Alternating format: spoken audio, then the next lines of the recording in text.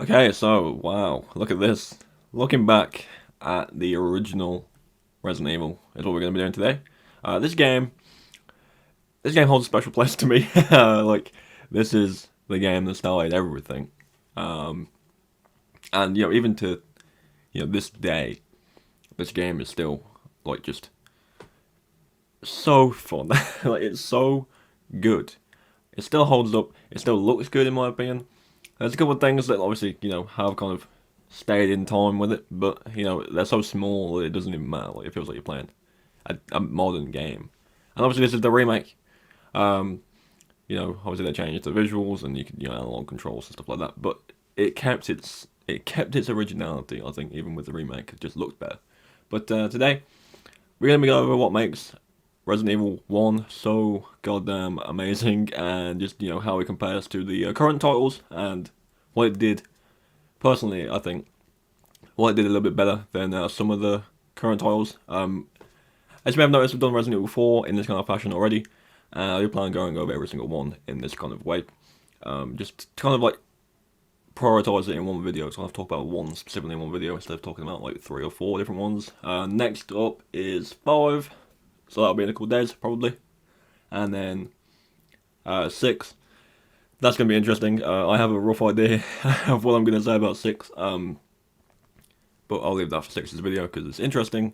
At least my opinions of it do seem to differ from most people.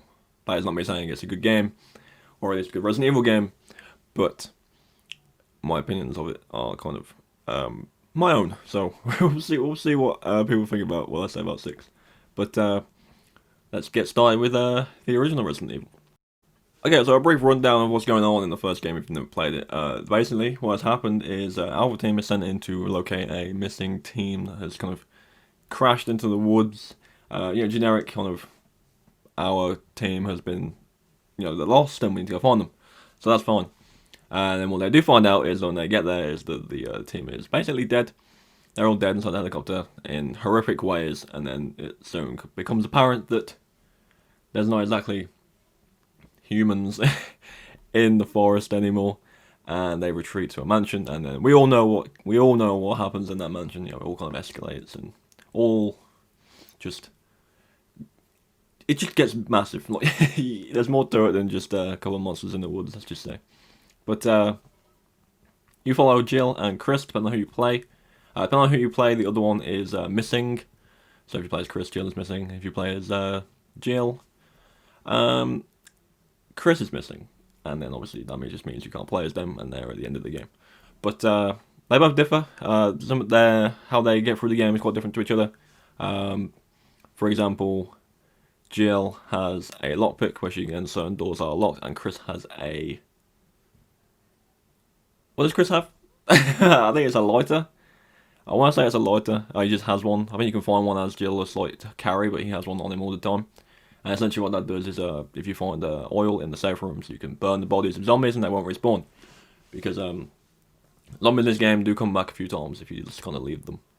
But and on top of that, Chris has more HP than Jill. And I think Jill is a bit faster. I don't know if that's true. But Chris has more HP, that's all I can tell you. 3 difficulties, easy, normal, hard. And obviously it will differ. I played it through on normal and then hard, and then did the remainder of the achievements and stuff like that on easy. So what you'll see at the beginning of this gameplay is me carrying the infinite rocket launcher from my save way back when. I immediately switched off of it because I'm not walking around with a massive cannon. But yeah, there's a lot of replayability in this game as well, what you would imagine with the series. And now that that's covered, let's talk about the gameplay itself, shall we? Okay, so before we talk about the gameplay, obviously this is the remake. It's not really a remake, it's more of, I feel it's more of like a HD upscale, like a super HD version of the game. It looks really good. I still think it looks really good. The game still sticks into its fixed camera angles, which I think, it was obviously a thing of its time. And I still kind of really enjoy it in this game because it kind of adds to the tension. The tension in this game is really good compared to the future titles. You feel like you're a bit more, what's the word?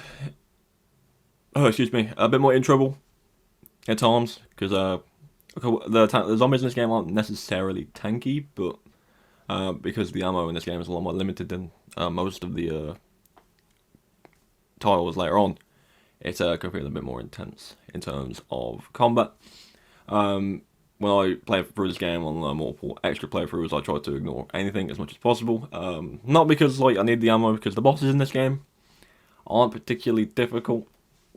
Honestly, I think most of the bosses in this game are quite easy, even if one of them does horrify me, and that's like the spiders, dude. The spiders. Screw those. They look really, really good as well in this game, so they look horrible. But the bosses aren't really that difficult. In terms of other things in gameplay, the the inventory space in this game is super limited. I think you have like 8 slots. Every item in the game you pick up takes one up, apart from defensive items. Defensive items have their own category, and basically what they do are, if you get grabbed like that, you have one, you press L2, and you basically either stab it in the head or taser it, and it'll just get off you. You won't take any damage. But they're limited as well. There's only a few hanging around, so make sure to use those sparingly and try not to accidentally use one. If you feel like you don't need to use one, just take the hit. There's a setting to turn off the automatic use of it, so just get rid of that. Don't need that. If you feel like you can take the hit, then take the hit. Like, it's not going to bother anyone. Just save them from when you really need them. But yeah, inventory slots, definitely not a lot of them. I personally usually just go with the handgun and the shotgun. There is other guns in this game, but handgun and shotgun you'll probably be fine. Because obviously that's 2 slots, and then the weapon ammo is 2 extra slots. And then you have the ink ribbons which you carry, which are used to save the game, because there is no auto-saving in this game. You have to save the game manually, or you'll lose progress. And then obviously key items as well. There's quite a lot of key items in this game, but that's what we'll talk about in a minute.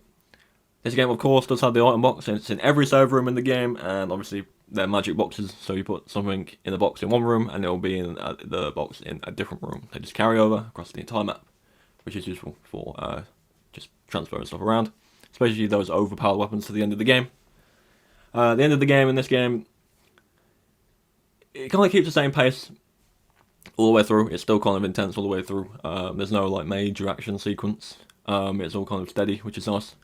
Obviously, most of the current games have kind of like a big ending at the end, in some fashion at least. But no, this game keeps the pace nice and it's nice, steady pace.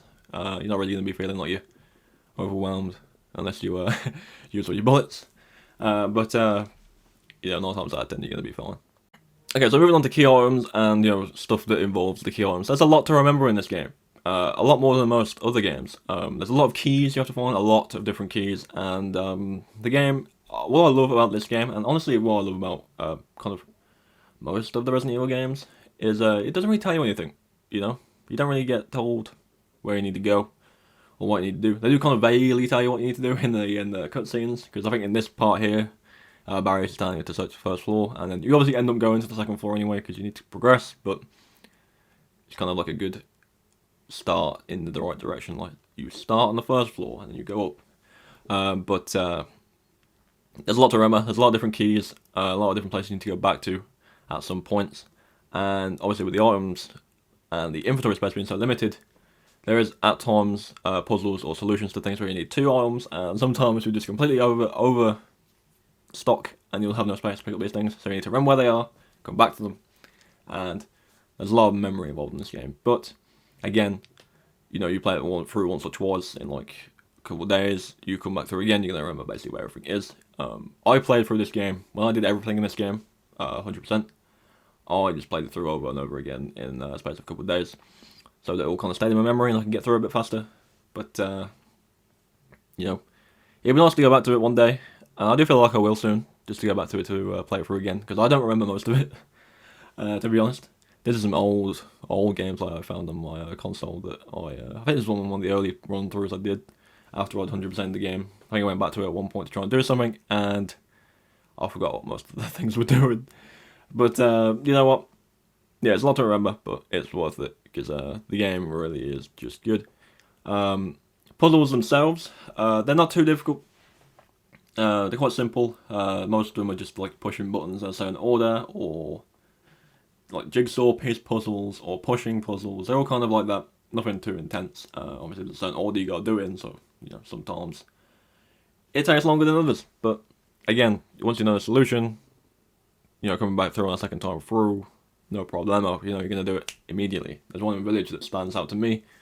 That's kind of similar to this as well. There's a few statues in the bathroom, and the first time I did it, I was like, what the fuck? And I figured it out, and then second time through, just breezed it. Like, without even looking, I just did it. But that's the same with most Resident Evil games, I believe, because, you know, once you've done it once, you kind of know, because it's not like they change the solution every single time. Unless playing Resident Evil 7. We all know what that is. Yeah, the puzzles are quite easy. And the key arms, obviously, just remember to keep in mind that they do take up space in this game, and you do not have many spaces, and there is no way to upgrade your spaces. So, you are stuck with the amount you have. Okay, so in terms of replayability, you have to quote me on this. I'm not sure if these modes existed in the original game, but these are modes that exist in the remake.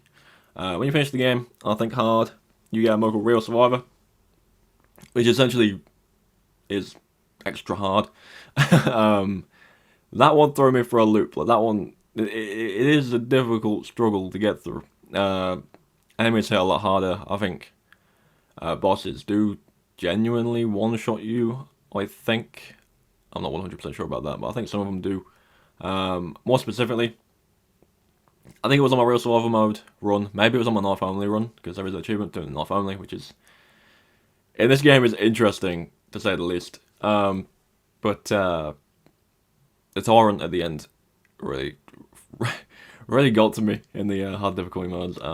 I did actually resort to a knife to get to the point where the rocket launcher spawns, and that was just a nightmare. But Real Survivor, if you want a challenge, then 10 out of 10, Real Survivor is the mode for you. And I think then, if you beat Real Survivor mode, you unlock a mode called Invisible Enemy, and that is literally what it says. Every enemy in the game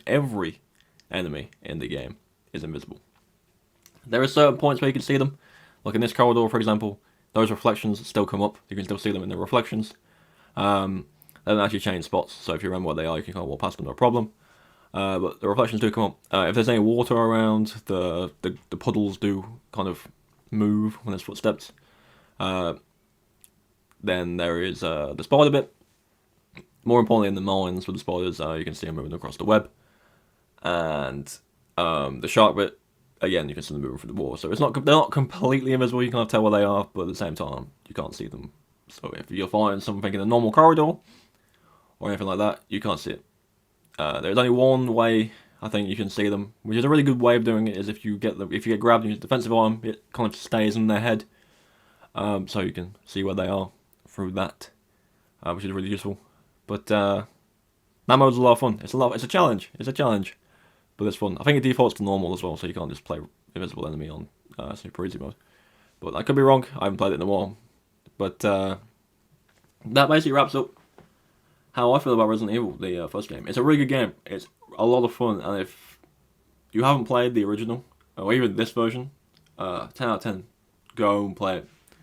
It's a bit different to the current series entries. Obviously, it feels very old, but at the same time, it feels, you know, kind of like a new-ish early 2000s game, which is great because it doesn't ever feel dated. Like, it just doesn't to me. But it's a lot of fun. I think people will really like it. Definitely play through as both characters to get full experience, because things do change. I'm not going to go into details on what does change, because you'll just notice when you're playing. Some are different, some are big, some are not. But either way, it's worth playing twice as main characters. And, you know, if you want to go for all the achievements, like I did, 100% extra challenges there, you know, no knife. There's no knife, no healing, no saving. I don't know if there's a speedrun one in this game, there might be. And then obviously there's Invisible Enemy and Real Survivor, which is also an extra challenge. And then obviously you unlock all the extra fun weapons, like the infinite launcher and the infinite pistol, stuff like that. Which makes obviously extra playthroughs a bit more fun, a bit more relaxed, and you can just kind of go through and blast everything to pieces, which is always fun. But yeah, that's going to wrap up Resident Evil 1. Like I said, maybe not tomorrow, maybe the day after, there'll be a Resident Evil 5 one. I would say now I enjoy 5. Like, I'm gonna lead into it with that. I love 5. I think it's great. It's always better to play it through with a person, because obviously it's a co-op game. But 5 is great, and I'll get into details on 5 tomorrow. Why it's good, why it's not so good, because obviously 5 and 6 I do have some kind of interesting decisions. But you know, Resident Evil 5 and Resident Evil 6 videos are going to be interesting. So if you are looking forward to those or enjoyed this one, please do leave a like. And if you want to see more Resident Evil and other things, be sure to subscribe. And I will see you all in the next one.